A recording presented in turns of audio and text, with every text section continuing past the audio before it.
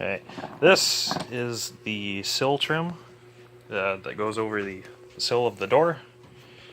And what's attached to it is these rubber, what I call scrapers. If you go to try to find these, they call them Beltline strips. Some people call them sweepers. But these are the rubber gaskets that keep the water out of your doors when the window is up. So they rub up against the window whenever your window's up. It helps your window go up and down too. So this is the old piece. We had this attached to our sill here that I just painted black, and I've just clamped it down onto the new piece. And how Ford does is they run staples through the rubber piece and into the sill trim. Because inside these rubber scrapers there's a metal backing. It's kind of wedged in there between the two halves of rubber. On the one side of these it's flocked, on the other side it's just pure rubber. But over time these crack. They sit in the sun a lot, and all these cars are coming up on 40 years old, so even if they've been inside a lot, they still get brittle, they get hard, they crack, and they bust off. So most of them need replacing. All mine need replacing. And the only replacement I've been able to find so far is some universal pieces from steel rubber.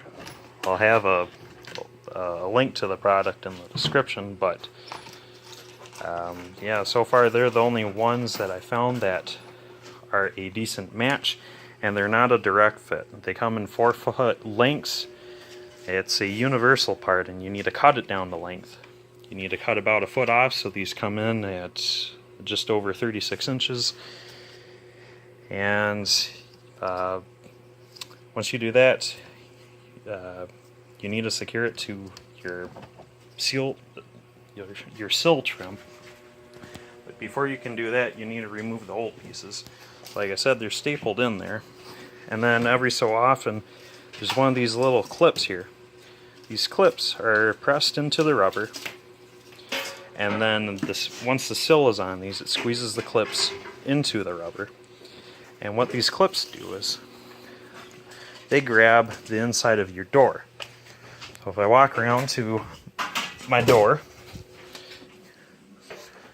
you'll see these little ovals that all these clips go into. So these clips are pretty essential to keep your sill trim from bobbling around. Because aside from these guys, there's only 2 screws, one on each end, that holds the whole shebang into your door. So once you get these inside all of their little squares where they belong, you can see on each piece there's, let's see, 1, 2, 3, 4 of them.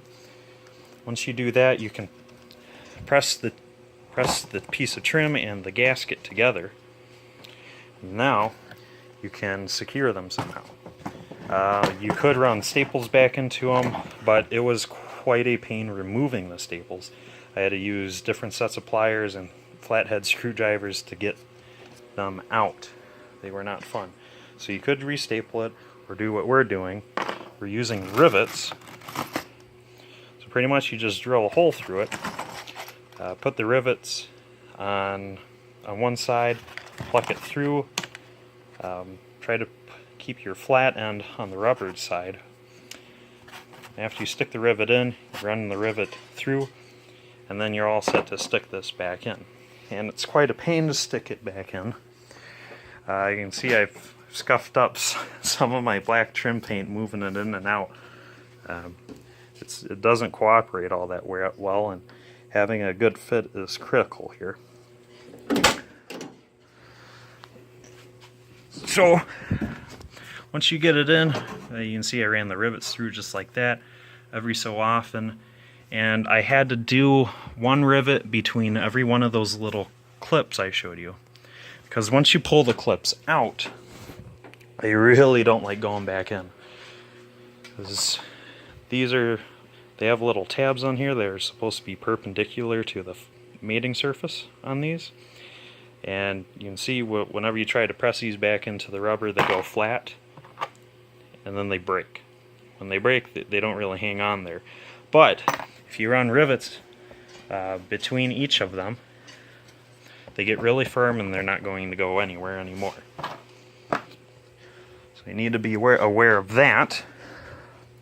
And when you set these in here, you need to remove your corner piece. Found that out the hard way. I had already put in all my run channel, and you can see I just pulled it out and it needs to go back in again, because this cannot be here when you're running your sill trim in and out.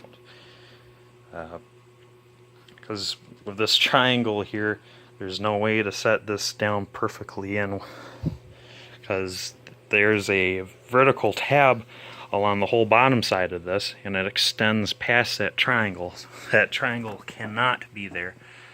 So I have a video to remove it, but anyhow, it's just 2 screws up top and a bolt down below. There's also a couple screws in this bottom corner here that lets it come out. So you get that out, your new sill and rubber can go in, and then your window pretty much functions like new again. And once you put that corner back in, like I said, you have to put all that run channel back in, and it's not fun. I have another video on that I can share, but that's about all there is to it. We installed the one here that you can see, and then just a little bit we're going to install the second one, and then we can get my door cards back on. So until then, that's all.